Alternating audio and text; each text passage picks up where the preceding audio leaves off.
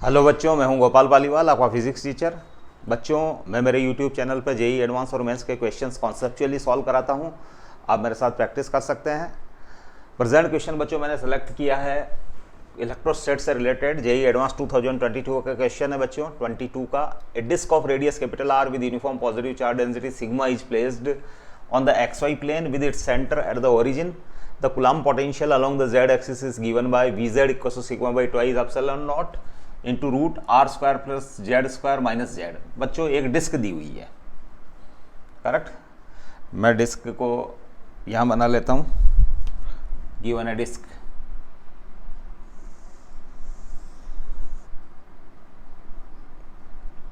ये डिस्क है बच्चों, पॉजिटिवली चार्ज डिस्क है और XY प्लेन में है बच्चों। XY प्लेन डिस्क का प्लेन, पॉजिटिवली चार्ज्ड।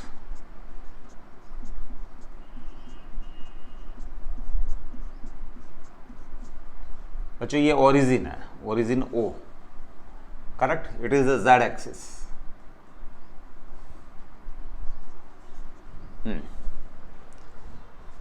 अब डिस्क के कारण है जो potential along the Z axis, ये Z एक्सिस है बच्चों, Z axis. Vz is given by, या आप V लिख लें, V is given by sigma by twice epsilon not root R square plus Z square minus Z। ये potential है बच्चों, इस लाइन के, इस Z एक्सिस के अलोंग पोटेंशियल है जो due to the disc, correct. ये वाला पोटेंशियल है।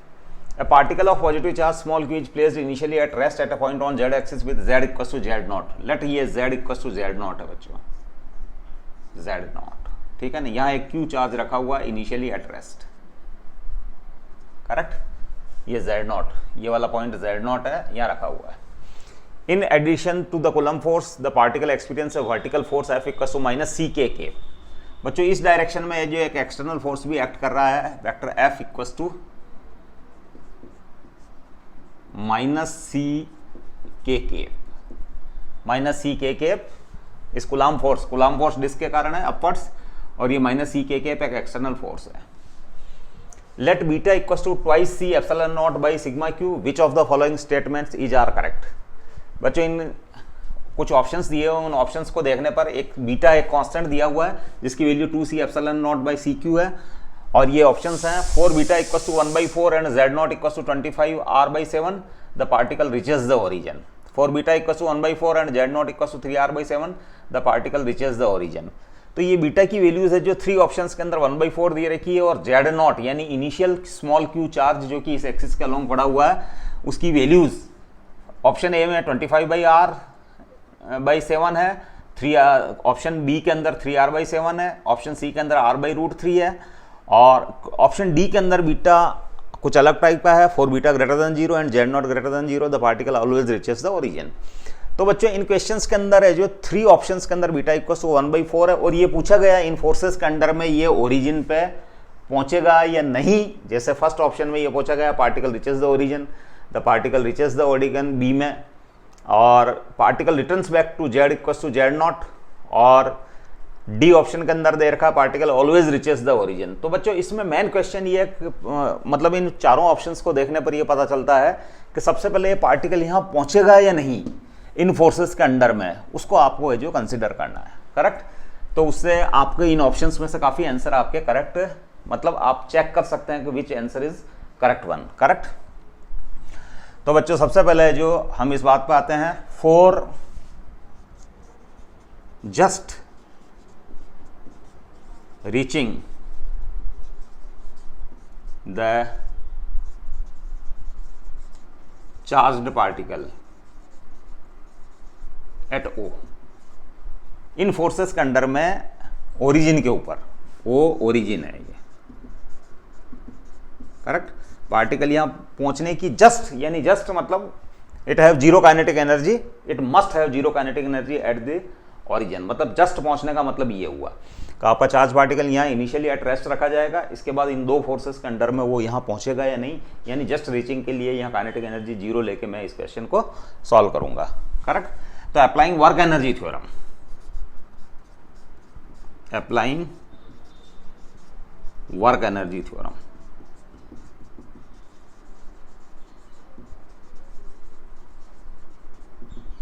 Work done bye all forces. अब फोर्सेस दो टाइप के बच्चों, एक तो एक्सटर्नल है और ये कंजर्वेटिव फोर्स है, तो F W coulomb,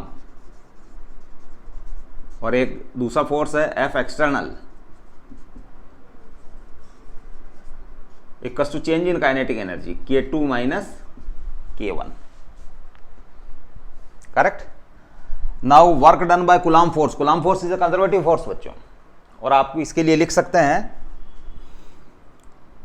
work done by Coulomb force या conservative force equals to minus of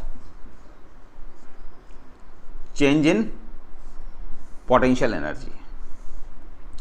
conservative force जितना वर्क करता है for conservative forces, for conservative forces,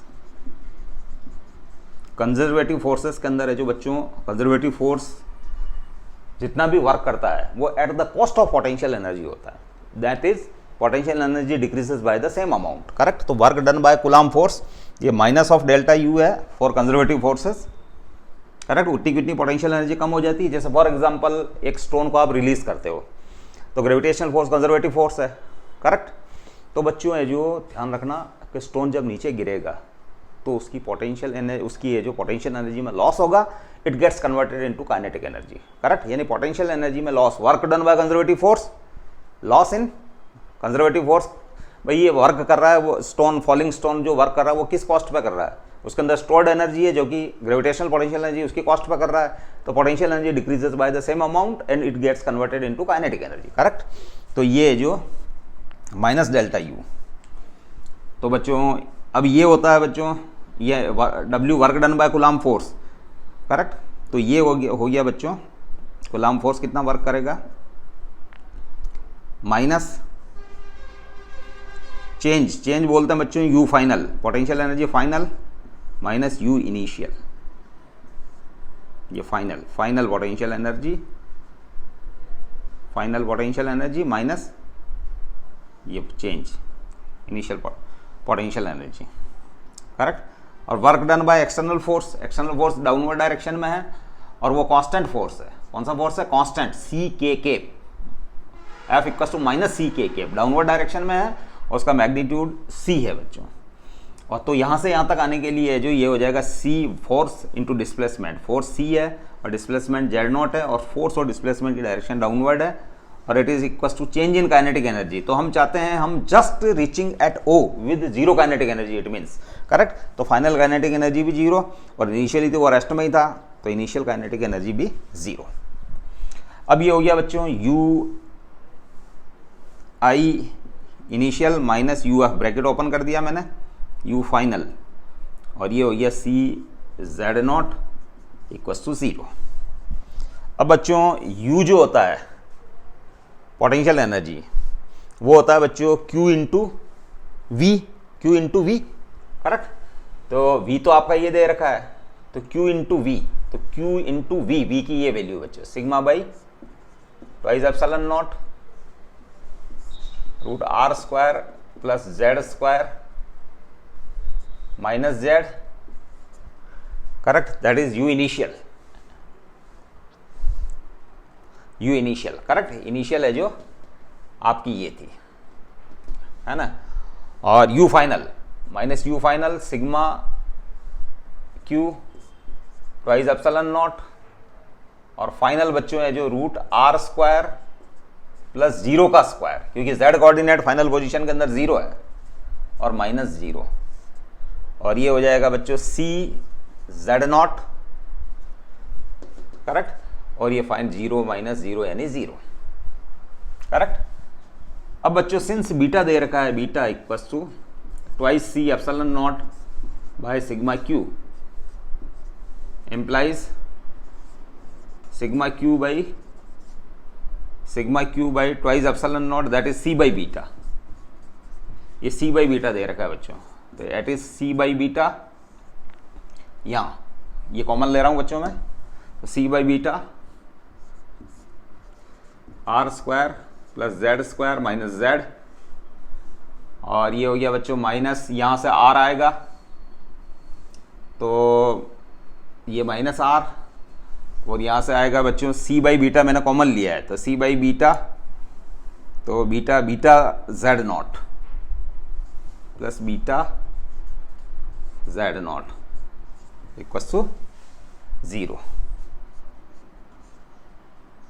अब ये हो गया बच्चों सी बाई बीटा, ये इस साइड में शिफ्ट होकर 0 हो जाएगा। अब आपके पास जो एक्सप्रेशन बच रहा है बच्चों, R square plus Z square, यहाँ से जेड नॉट, ये इनिशियली ये जो बच्चों जेड नॉट रहेगा, ये Z not, initial Z equal to Z not दे रखा है बच्चों, जेड की वैल्यू जेड नॉट दे रखा है यहाँ इनिशियल, करेक्ट, हाँ याद शुरू से, ठीक है। और ये जेड नॉट का स्क्वायर, अब है इसमें जेड नॉट कॉमन, तो बीटा माइनस 1 जेड नॉट, और ये हो गया बच्चों माइनस आर इक्वल्स टू 0।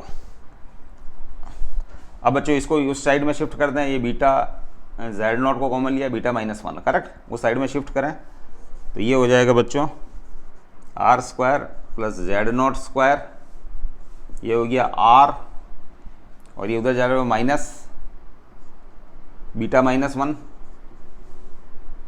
और जेड नॉट, करेक्ट। अब आगे सॉल्व करते हैं बच्चों इसको।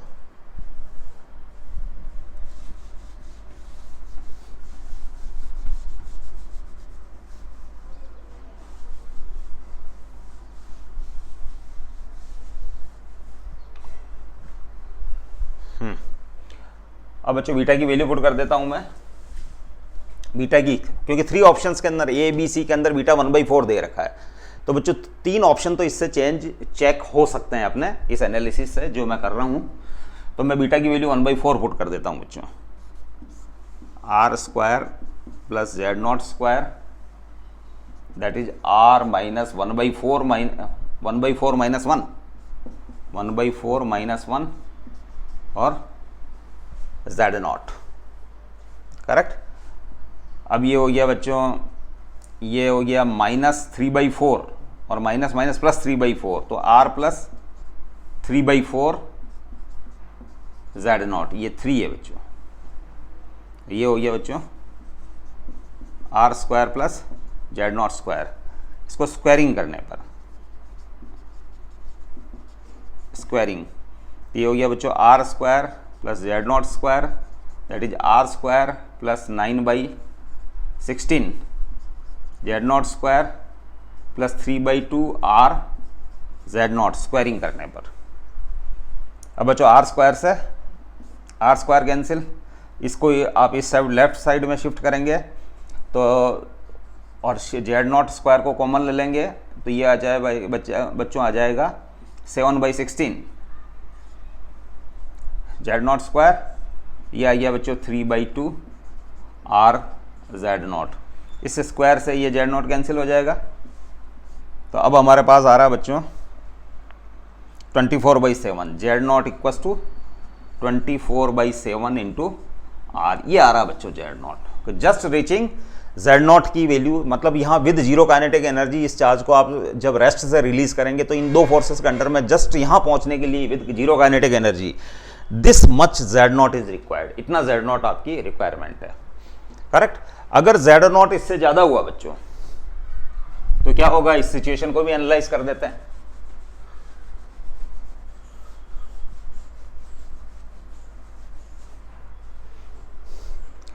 इफ जेड नॉट की वैल्यू 24/7 से ज्यादा है, condition if Z not is greater than 24/7, हमारे पास ऑप्शंस दिए हुए हैं जेड नॉट की डिफरेंट वैल्यूज के साथ, तो अगर जेड नॉट जो हमको दिया हुआ है ऑप्शंस के अंदर वो अगर 24/7 आर से अगर ज्यादा है बच्चों, तो देखिए बच्चों जेड नॉट है जो 24/7 है, जो जैसे मैं यहां मार्क कर देता हूं जेड नॉट, सॉरी ये जेड नॉट था, ये 24/7 आर, करेक्ट, यहां मैंने मार्क कर दिया। अब बच्चों है जो 24/7 है जो जेड नॉट होने पर तो just with zero kinetic energy वो यहां रीच करेगा, करेक्ट। और बच्चों हमको पता है ये वाला जो फोर्स है, ये वाला जो इस डिस्क के कारण जो फोर्स है वो बच्चों इस डायरेक्शन के अंदर डिक्रीज होता जाता है, लेकिन इस पॉइंट के ऊपर तो बच्चों इस एक्सटर्नल फोर्स के कारण और ये जो कंजर्वेटिव फोर्स एक्ट कर रहा है, इन दोनों फोर्सेस के कारण ये फोर्स डोमिनेट करता है बच्चों, क्योंकि ये इधर जाने का मतलब हुआ कि ये फोर्स डोमिनेट कर रहा है, करेक्ट। और इस डायरेक्शन में आ जाएगा और यहां जाने पर, यहां पहुंचने पर इस फोर्स ने जितना वर्क किया, करेक्ट, और इस फोर्स ने, क्योंकि गुलाम फोर्स तो इस डायरेक्शन में, तो इस फोर्स ने नेगेटिव वर्क किया, तो दोनों काउंटर बैलेंस कर लेते हैं जस्ट, और ये जीरो काइनेटिक एनर्जी के साथ यहां पहुंचता है, करेक्ट है ना। और लेकिन इस पॉइंट के बाद अगर 24/7 से अगर आपका जेड नॉट जो दिया हुआ है इस वैल्यू से 24/7 ये यहां है इस जगह, अगर इससे ज्यादा है बच्चों, तो इससे ज़्यादा होगा तो बच्चों इस पॉइंट के बाद क्या होगा कि ये फोर्स जो डिस्क के कारण जो फोर्स ये तो डिक्रीज होता जा रहा है। फॉर एग्जांपल अगर यहाँ से मैं इसको जो रिलीज करता हूँ जीरो स्पीड से, तो ये फोर्स डोमिनेट करेगा, और ये वाला फोर्स इस पॉइंट के बाद, कौन सा, इस डिस्क के कारण जो फोर्स पॉइंट के बाद है जो क्या डिक्रीज होता जा रहा है बच्चों, फोर्स डिक्रीज होता जा रहा है। तो फिर है जो इस फोर्स की डोमिनेंस के कारण है जो इसके कारण जो वर्क डन होगा वो ज़्यादा होगा, यानी with some kinetic energy it will reach, कुछ काइनेटिक एनर्जी के साथ ये यहाँ रीच करेगा। तो Z not greater than 24/7 R होने पर इस पॉइंट के बाद, जहाँ यहाँ मैंने Z नॉट 24R/7 लिया, इसके बाद है जो कौन सा फोर्स डोमिनेट करेगा, ये वाला फोर्स। तो जो ये जो वर्क करेगा, जैसे इस पॉइंट पर रख देने पर ये जो वर्क करेगा यहाँ से यहाँ तक, वो ग्रेटर होगा किस वर्क से, ये डिस्क जो वर्क करती है उसके ऊपर फोर्स अपवर्ड है और डिस्प्लेसमेंट डाउनवर्ड है, तो ये नेगेटिव वर्क है, और ये वाला फोर्स है जो डोमिनेंट होने के कारण ये वर्क डन ज्यादा होगा, तो with some kinetic energy it will reach here, ये काइनेटिक एनर्जी। तो इसका मतलब ये कंडीशन है Z not greater than 24/7 R, particle will reach at origin, particle will reach at origin, and if Z not less than 24/7 R will not, particle will not reach at origin। क्यों नहीं बच्चों, क्योंकि उस condition के अंदर disc का force है जो डोमिनेट करेगा, तो डिस्क का फोर्स के कारण जो वर्क डन होता है वो नेगेटिव होता है, करेक्ट, और डोमिनेट करेगा तो ऑब्वियसली ये वर्क डन, डिस्क के कारण जो वर्क डन नेगेटिव है, इसका मतलब ये पार्टिकल ओरिजिन पे नहीं पहुंचेगा, इससे पहले ही कहीं उसकी काइनेटिक एनर्जी जीरो हो जाएगी, तो वो मोमेंटरीली रेस्ट में आएगा, करेक्ट, यानी यहाँ ओरिजिन तक तो नहीं पहुंचेगा, करेक्ट। तो Z not less than 24/7 R, particle will not reach at origin. अब बच्चों अपने ऑप्शंस पे आ जाते हैं। ए ऑप्शन के अंदर बच्चों Z नॉट दिया हुआ है, बीटा की वैल्यू 1/4 है, और Z नॉट दिया हुआ 24R/7, the particle reaches the origin, correct. तो बच्चों सिंस आपका Z नॉट जो कि 25/R है, Z not equals to 25R/7 है, और ये ग्रेटर देन 24/7 R है ना, so particle will reach at origin, reach at origin, यानी ऑप्शन 1 करेक्ट है बच्चों, क्योंकि आपका जो इनिशियल Z नॉट दिया हुआ है जो कि 24R/7 है, और आपने कंडीशन निकालनी कि अगर Z नॉट की वैल्यू 24/7 R से अगर ज़्यादा है तो वो ओरिजिन पे पहुंचेगा, करेक्ट, वो ओरिजिन पे पहुंचेगा विद सम काइनेटिक एनर्जी, तो ये ओरिजिन पे पहुंच जाएगा, तो ऑप्शन ए करेक्ट है बच्चों। इसके बाद है जो 4 beta equal to 1/4 and Z not equal to 3R/7, the particle reaches the origin. तो बच्चों 3R/7, सिंस 3R/7 वो लेस है बच्चों 24/7 R से, लेस है बच्चों, तो लेस है, इसका मतलब पार्टिकल विल नॉट रीच, क्योंकि आपका जो 3R/Z नॉट जो दिया हुआ है 3R/7 वो 24/7 से लेस है, तो लेस है तो पार्टिकल विल नॉट रीच, तो एक प्रकार से will not reach to origin, origin पे नहीं पहुंचेगा, जबकि यहां लिख रखा पार्टिकल रीचेस द ओरिजिन, इसका मतलब ये ऑप्शन रॉन्ग है। इसके बाद 4 beta equal to 1/4 and Z not equal to R/√3, the particle returns back to Z equal to Z not. तो बच्चों इस कंडीशन को हम ढंग से एनालाइज कर लें बच्चों, इसके अंदर थोड़ा सा वो है,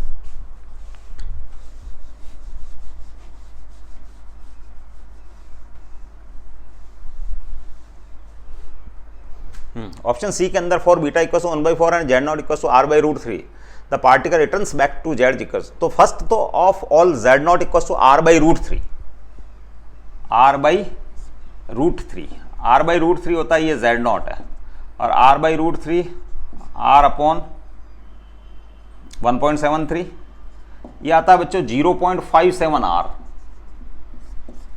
करेक्ट।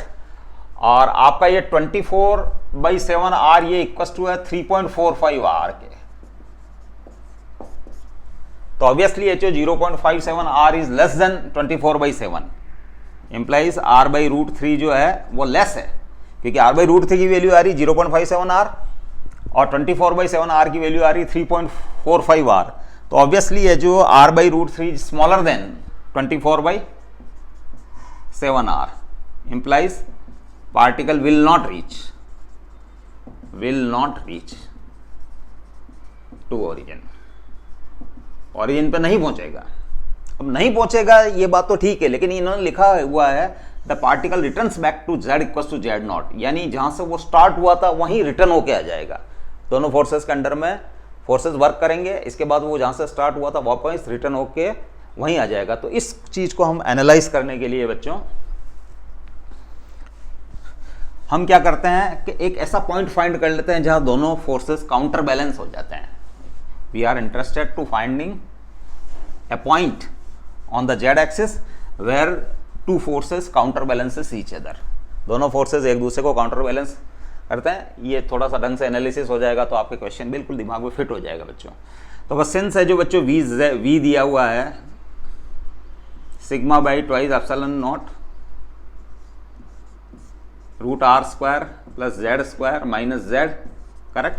तो डीवी बाई डी जेड कर लेता हूँ बच्चों में, डीवी बाई डी जेड, तो sigma by twice epsilon not ये हो जाएगा बच्चों 1/2 root R square plus Z, differentiate करने पर जेड स्क्वायर, और जेड स्क्वायर का डिफ्रेंशिएशन फर्दर हो जाएगा बच्चों को 2z, करेक्ट। और जेड का जेड के रेस्पेक्ट में 1 हो जाएगा बच्चों, करेक्ट। इस 2 से ये 2 कैंसिल।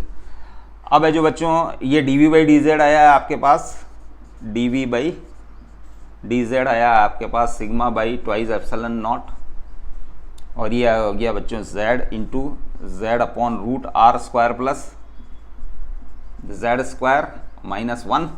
अब है जो माइनस वाला साइन को अगर काम में लें, क्योंकि E equal to minus D we by D R, या यहाँ D we by D Z माना जाएगा। Electric field intensity is negative gradient of electric potential, correct. तो ये minus D we by D Z it will give the electric field intensity minus D we by D Z.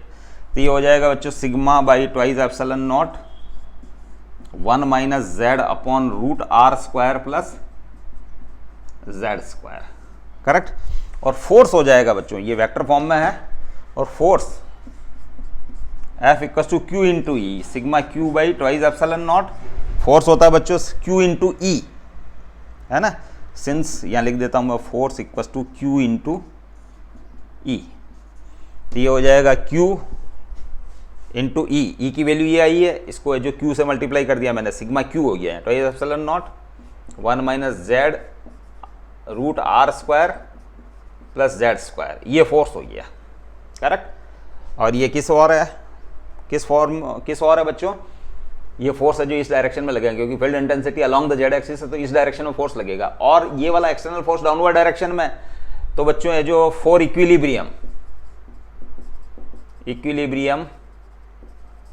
Of particle, दोनों force counter balance हो जाना चाहिए बच्चों। तो ये होना चाहिए, ये आपकी वैल्यू जो है sigma Q by twice epsilon naught 1 minus Z upon root R square plus Z square, और ये जो इसका मैग्नीट्यूड, ये फोर्स कूलॉम फोर्स है, इसका ये किससे काउंटर बैलेंस होना चाहिए, इस फोर्स से। तो यहाँ आ जाएगा सी, इस फोर्स का मैग्नीट्यूड सी है बच्चों। तो ये है जो कंडीशन आई है। अब इसको फर्दर सॉल्व करते हैं बच्चों।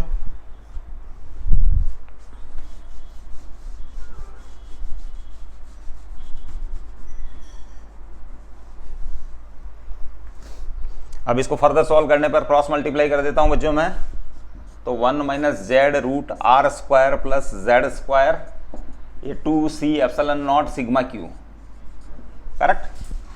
अब 2c epsilon naught sigma Q, ये तो बीटा दे रखा है बच्चों, beta 2c epsilon not by sigma Q, तो ये दे रखा है बीटा, करेक्ट।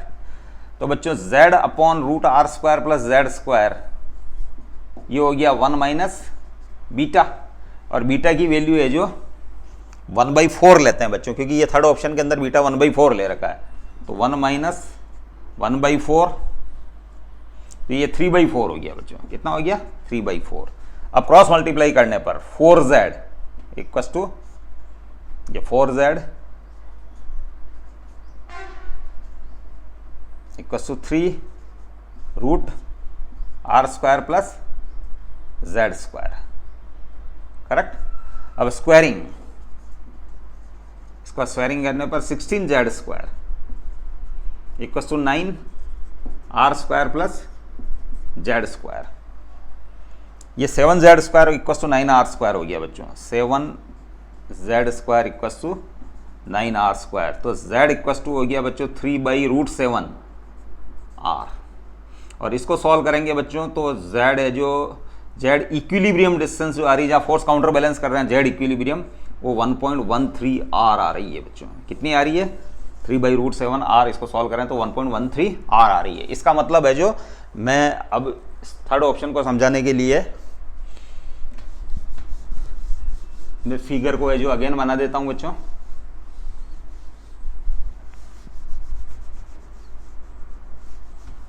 डायग्राम एक बार फिर बना लेता हूं। तो ये आपकी डिस्क है बच्चों, यही बना लेते हैं बच्चों।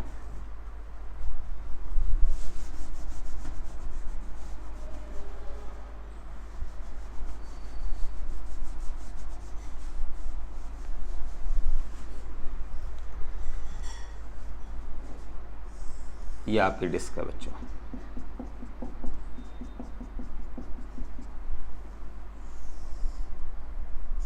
ये बच्चों हैं जो Z0 आपका 3.45R, यहां से अगर पार्टिकल को रिलीज किया जाए तो वो जस्ट यहां पहुंचेगा विद जीरो काइनेटिक एनर्जी है,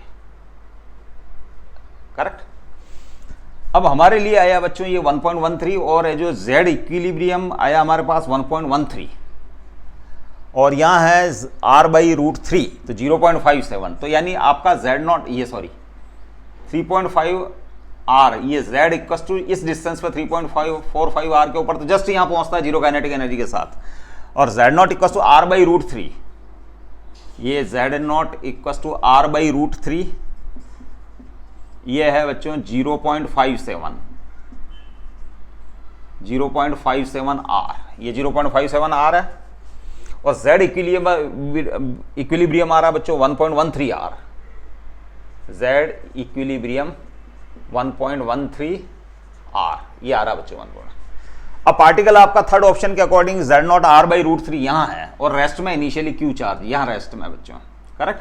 तो हमको पता है z इक्विलिब्रियम 1.13 के डाउनवर्ड डायरेक्शन में डिस्क के कारण जो फोर्स लगता है वो डोमिनेंट हो जाता है, वो पावरफुल हो जाता है बच्चों। क्यों हो जाता है? क्योंकि इस वाले पॉइंट के ऊपर तो दोनों फोर्स कौन सा, एक्सटर्नल और डिस्क का फोर्स है इस डायरेक्शन में और एक्सटर्नल फोर्स है इस डायरेक्शन में, वो काउंटर बैलेंस कर लेते हैं। लेकिन डाउनवर्ड डायरेक्शन में है जो एक्सिस के अलोंग चलने पर, ओरिजिन की तरफ चलने पर बच्चों ये फोर्स डोमिनेट करता है, करेक्ट। और डोमिनेट करता है और इनिशियली आपका पार्टिकल यहाँ रखा हुआ है थर्ड ऑप्शन के अंदर, तो इसका मतलब ये पार्टिकल इधर चलने की टेंडेंसी रखेगा, करेक्ट। और यहां से यहां तक पहुंचने पर वो काइनेटिक एनर्जी गेन करेगा, क्योंकि ये जो फोर्स इस डिस्क के कारण जो फोर्स लगेगा वो डोमिनेंसी में है, तो यहां से यहां तक जो वर्क डन होगा किसके कारण, इस डिस्क के कारण जो फोर्स है उसके कारण वो ग्रेटर होगा, करेक्ट। वर्क डन वो ग्रेटर होगा, डिस्प्लेसमेंट भी इस डायरेक्शन, फोर्स भी इस डायरेक्शन में, वो ग्रेटर होगा किससे, एक्सटर्नल फोर्सेस इस डायरेक्शन में, डिस्प्लेसमेंट इस डायरेक्शन में, तो नेगेटिव वर्क, तो उससे जो डोमिनेट करेगा वर्क डन, तो यहाँ कुछ काइनेटिक एनर्जी गेन कर लेगा। काइनेटिक एनर्जी गेन करने के बाद वो काइनेटिक एनर्जी के कारण इस पोजीशन को ओवरशूट करेगा और ऊपर की ओर निकलेगा, करेक्ट। और इस पॉइंट से 1.13r से ऊपर निकलते ही बच्चों कौन सा फोर्स डोमिनेट कर जाता है, एक्सटर्नल फोर्स। तो एक्सटर्नल फोर्स डाउनवर्ड डायरेक्शन में है तो इसकी काइनेटिक एनर्जी कम होते होते लेट इस पॉइंट के ऊपर जीरो हो गई, करेक्ट। काइनेटिक एनर्जी कम होते होते इस पॉइंट पे जीरो हो गई। अब एक्सटर्नल फोर्स इस पॉइंट के ऊपर, क्योंकि इस पॉइंट के बाद तो एक्सटर्नल फोर्स डोमिनेट करता है, तो इसके कारण ये पार्टिकल वापस इस डायरेक्शन में ट्रेवल करना स्टार्ट करेगा, क्योंकि एक्सटर्नल फोर्स का वर्क डन है जो इसके फोर्स ज्यादा है इसके ऊपर इस पॉइंट के बाद, क्योंकि ये z इक्विलिब्रियम डिस्टेंस है 1.13r where two forces counter balances, तो वापस इस डायरेक्शन में वो ट्रेवल करना स्टार्ट करेगा और इस पॉइंट पे आते आते उसकी वापस काइनेटिक एनर्जी गेन कर लेगा। और काइनेटिक एनर्जी गेन कर लेगा इस पॉइंट के बाद वापस वो नीचे आएगा बच्चों, क्यों आ गया? क्योंकि उसके पास काइनेटिक एनर्जी है। नीचे आएगा लेकिन है जो नीचे डिस्क के कारण फोर्स वापस डोमिनेंट हो गया और वो अपवर्ड डायरेक्शन में हो गया, तो बच्चों है जो उसकी काइनेटिक एनर्जी वापस रिड्यूस होती जाएगी और वापस अगेन इस पॉइंट तक आते आते जस्ट है जो उसकी काइनेटिक एनर्जी जीरो हो जाएगी। तो इसका मतलब it will return to the back to z equal to Z not, यानी वो इनिशियल पोजीशन यहां से उसने स्टार्ट किया था तो वो यहां से यहां तक गया, इसके बाद वो वापस यहां से यहां तक आ जाएगा। तो इसका मतलब ऑप्शन सी ऑल्सो करेक्ट। अब बच्चों है जो 4 beta and Z naught equal to r by root 3 particle returns back to z equal to Z naught, और 4 beta greater than 1 and Z naught zero greater than 0, the particle always reaches the origin. तो बच्चों है जो यहां से मैं मिटा चुका हूं, मैंने एक वो लिखा था सॉल्व करते हुए c by beta work energy theorem में अप्लाई की थी, root r square plus z square z naught square sorry r square plus z naught square minus z naught, ये तो ठीक है ना। इसके बाद है जो माइनस ये तो वर्क डन था कि इसके कारण c by beta minus c by are Z square minus work energy theorem. एक बार मेरे को वापस चेक करना पड़ेगा, वापस मैं डिराइव कर लेता हूँ इसको। हमारे पास ये आया था u final minus u initial sigma q by change in kinetic energy final work done by conservative force equal to change in kinetic energy. ये आपका work done by Coulomb force Coulomb, और ये वर्क डन बाय एक्सटर्नल था, और ये K2 minus K1 था। अब work done by Coulomb force minus delta U, और डेल्टा U था U final minus U initial, तो U इनिशियल माइनस फाइनल आया था, U initial minus U final, और ये आया था work done by external force downward direction में C Z नॉट आया था, और K2 है ना, K2 है जो मैंने कंडीशन ली थी कि इस पॉइंट पे जस्ट अगर पहुंचे वो तो काइनेटिक एनर्जी जीरो जस्ट पहुंचने के लिए, लेकिन ये काइनेटिक एनर्जी कुछ रख भी सकता है ना। ये K2 और इनिशियल काइनेटिक एनर्जी तो जीरो थी, तो यहाँ for reaching at O origin K2 must be greater than equal to 0 होना चाहिए, K2 पॉजिटिव होना चाहिए। अब U इनिशियल आपके पास आया था sigma Q by twice epsilon not root r square plus z naught square minus z not, और ये U initial minus U final आया था बच्चों sigma Q by twice epsilon naught r square plus 0 square minus 0 और C Z not, और ये हो जाएगा K2 माइनस 0। वहाँ तो है जो फर्स्ट कंडीशन में मैंने K2 की वैल्यू क्या होनी चाहिए, ग्रेटर देन इक्वल टू 0 होना चाहिए, तो यहाँ लेट मैं K2 की कुछ वैल्यू ले लेता हूँ जो कि ग्रेटर देन 0 है, करेक्ट। अब बच्चों इसको हमने लेकर C बाई बीटा लिखा था, हमको पता हो तो C बाई बीटा, और फिर इसको सॉल्व किया था r square plus Z naught square minus Z not, और ये आया था जो बच्चों माइनस r, और C बाई बीटा ये बीटा Z नॉट आया था, बीटा Z नॉट, और ये आया था K2, ये आ गया K2, करेक्ट। अब इस कंडीशन से आगे चलते हैं हम। C बाई बीटा हमारे पास ये है root r square plus Z naught square plus Z naught को कॉमन ले रहा हूँ बच्चों Z नॉट, तो ये आ जाएगा बच्चों बीटा माइनस 1, ये Z नॉट, तो बीटा माइनस 1, और ये माइनस r, ये माइनस r, और ये इक्वल टू K2। अब बच्चों ऑप्शन डी के ऊपर आते हैं, 4 beta greater than 1 and Z not greater than 0। तो बच्चों अगर बीटा ग्रेटर देन 1 है फोर्थ ऑप्शन के अंदर ओनली, बीटा अगर ग्रेटर देन, तो ये टर्म तो पॉजिटिव हो जाएगी क्योंकि बीटा ग्रेटर देन 1 माइनस 1 यानी ये पॉजिटिव, करेक्ट। और Z नॉट ग्रेटर देन 0 यानी इस Z नॉट की वैल्यू है जो ओरिजिन पर नहीं है, Z नॉट की वैल्यू 0 से ग्रेटर है, तो उस कंडीशन के अंदर ये टर्म है जो बच्चों इससे तो ग्रेटर ही होगी, since root r square plus Z naught square is greater than r। क्यों होगी? क्योंकि Z नॉट की वैल्यू है जो कितनी है, ग्रेटर देन 0 है, तो तो जेड नॉट की वैल्यू ग्रेटर देन 0 है, केवल जेड नॉट 0 भी होता तो बच्चों ये आर होता, तो आर और आर बराबर हो जाते हैं, लेकिन जेड नॉट का स्क्वायर इसमें प्लस और आर फिर रूट है, तो इसका मतलब है जो ये वाली टर्म इससे ग्रेटर होगी। तो बच्चों इसका मतलब ये और ये दोनों मिला के पॉजिटिव वैल्यू देंगे और ये टर्म भी पॉजिटिव वैल्यू देगा, यानी kinetic energy will be positive, implies K2 will be positive. इसका मतलब पार्टिकल विल ऑलवेज रीच